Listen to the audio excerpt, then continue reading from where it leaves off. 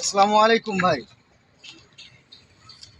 ভাই, আপনারা শ্যাম্পু হুজুর আর জায়েদ কিং এ দুজনকে অবশ্যই চেনেন হয়তোবা।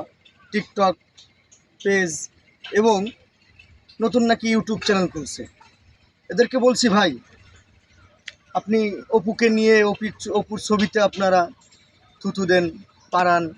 আসলে এটা আপনাদের মনের ভিতরে অহংকার চলে আসতেছে না? আর আল্লাহ এবং আল্লাহ রসুল তো অহংকার পছন্দ করে না। আপনারা যদি এইগুলো করেন তাহলে প্রজন্মের যেই ছেলে পেলে এগুলো কি শিখবে?